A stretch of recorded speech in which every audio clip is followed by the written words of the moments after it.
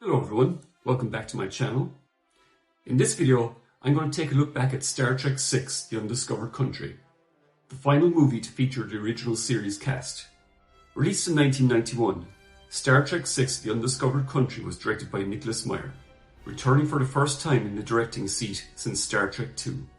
The plot involves the Klingon moon Praxis exploding and causing critical damage to their atmosphere. When this leads to the Klingons opening negotiations for peace with their long-term enemy, the Federation, Captain Kirk and the crew of the Starship Enterprise are sent to escort the Klingon Chancellor to Earth for peace talks.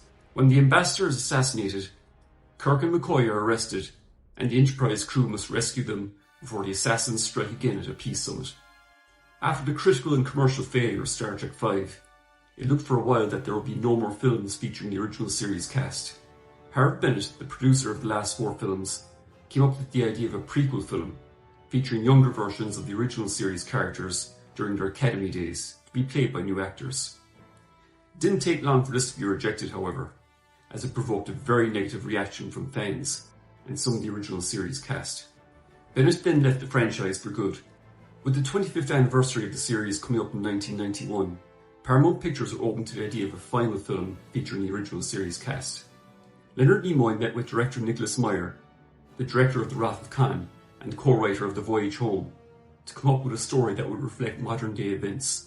The destruction of the Klingon moon Praxis was inspired by the nuclear disaster of Chernobyl in 1986, and the peace talks between the Federation and Klingon Empire was inspired by the fall of communism. Meyer agreed to direct the film, but it was with the stipulation from the studio that the budget be reduced significantly from Star Trek V. Despite this, Star Trek VI is a much better produced film than The Final Frontier. The film is filled with terrific special effects, thanks to the return of Industrial Light and Magic, who were absent from the last film. The Klingons play a big part in the film, and the prison planet Rurapente shows so many more different kinds of aliens than we usually saw in the movies at this point.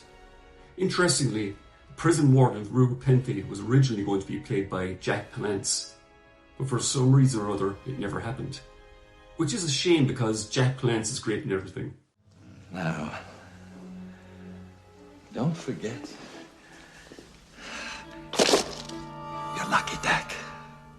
At this point in time, Star Trek The Next Generation was extremely popular on television, and there are several references to that series in the film, like the Enterprise D-style navigation consoles on the Excelsior Bridge. And the peace summit featured at the end of the film takes place on the planet Kittimer, which is referenced in TNG. Most significantly, however, is the presence of Michael Dorn, who plays Colonel Worf, the grandfather of the character he played in Next Generation. The movie literally starts with a bang, as the Klingon moon Praxis explodes, and we see the Starship Excelsior barely survive the shockwave. It's here where Sulu gets his long-awaited promotion to captain. For a while there were rumours of a Captain Sulu spin-off series, but it never happened. Which is a shame because it had a lot of support from the fans, and George Takei himself. In range? Not yet, sir. Come on. She'll fly apart. Fire apart then. This is a much darker Star Trek movie that had been seen before at this point.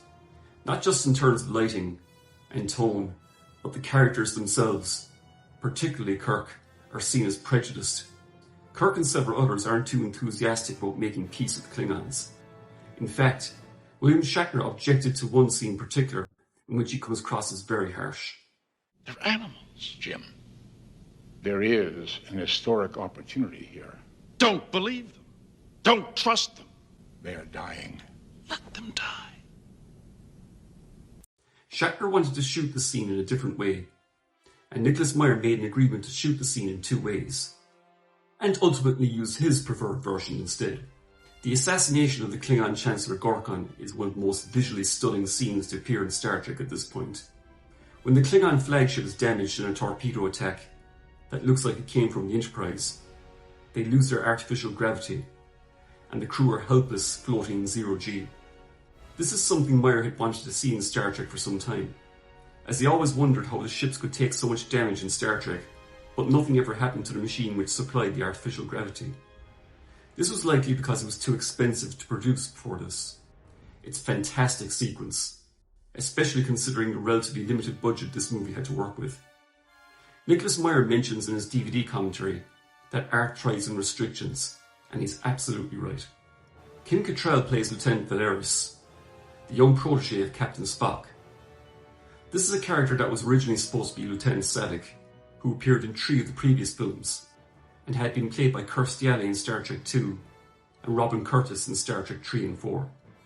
From what I've been able to find out is that Meyer came up with the new character of Valeris when Kirstie Alley turned down the chance to reprise the role of Savick. I've always found this very hard to believe, as Robin Curtis had taken over the role for 2 films. Other reports I've read is that Kim Cattrall refused to be the third actress to play the same character. No one accepted the role when it was changed to a new character. I think the truth lies somewhere in the middle. I think it's a great missed opportunity not to have the character of Savick in this movie. Valeris is eventually revealed to be part of a conspiracy to assassinate the Chancellor and sabotage the peace talks. This would have had much more emotional impact, not just for Spock, but for the audience, as the fans really loved this character. I also think her portrayal would have been somewhat understandable, given that she witnessed David Marcus's death in Star Trek 3 at the hands of the Klingons. As for Cattrall, I don't think she's a bad actress, but I don't think she fully understood the role that she was playing. Captain on the bridge.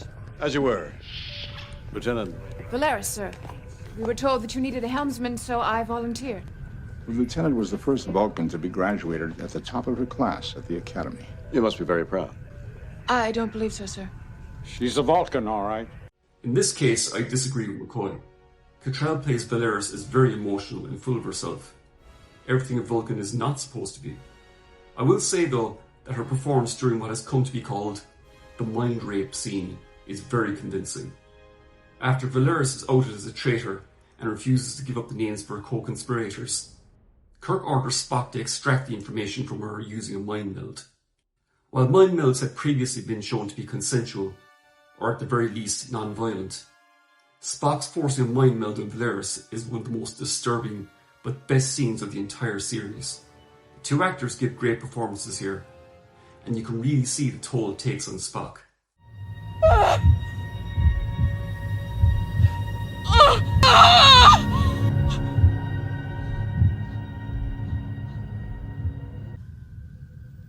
She does not know.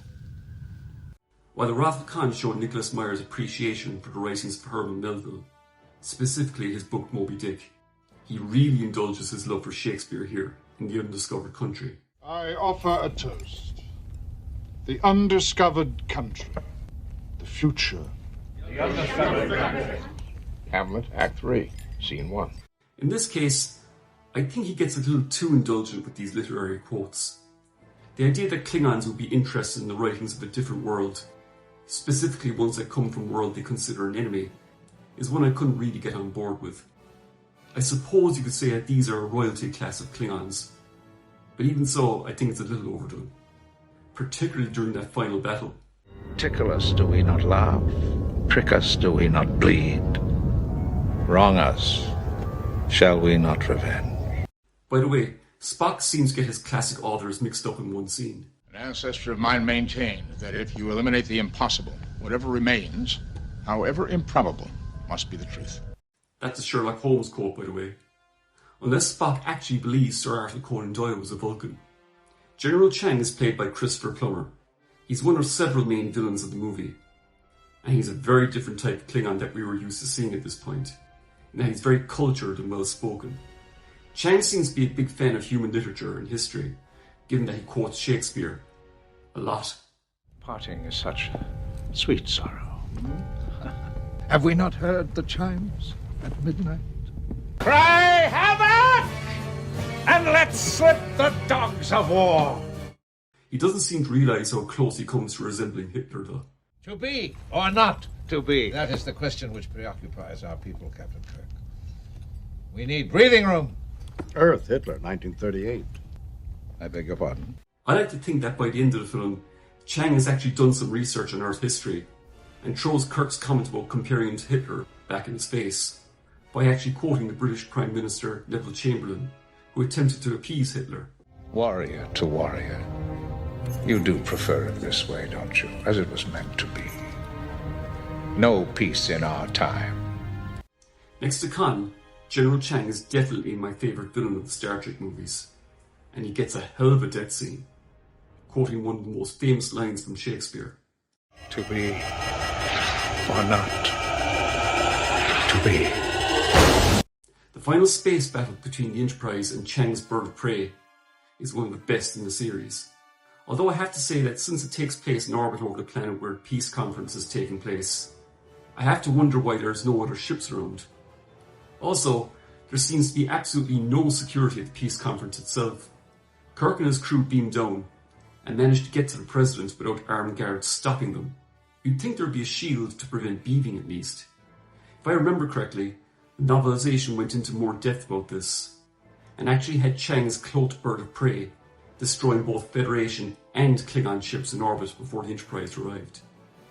Despite these lapses in logic, it does make for an exciting climax, as Kirk saves the Federation President from being shot. Unlike Star Trek II, Nicholas Meyer released a director's cut of Star Trek VI when it was released on home video, not long after the film's theatrical release.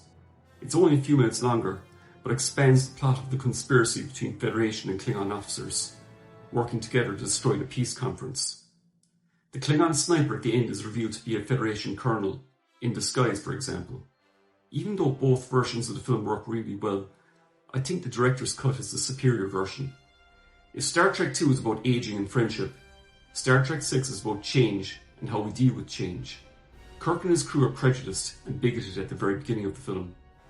It's understandable to a certain extent, especially in Kirk's case, as his son was killed by Klingons. It's only after he's framed for the assassination of the Klingon Chancellor, and how close they came to all-out war, that he sees how his prejudice has no place if there's to be a better future. I think that's a theme that's very relevant today, now more than ever. The final scene of the film has the Enterprise crew signing off for good, as they get the news that they are to be decommissioned. The cast knew at the time that this was likely their final film together, and it's almost like it's the actors saying goodbye to the fans, rather than the characters that they're playing. It's a beautiful ending, as the Enterprise literally flies off into the sunset, and it's definitely the best send-off for any of the Star Trek crews. The Star Trek movies will continue, however, with the crew of the Next Generation, and I'll be taking a look back at their first movie, Star Trek Generations, next time. Thanks so much for watching this video.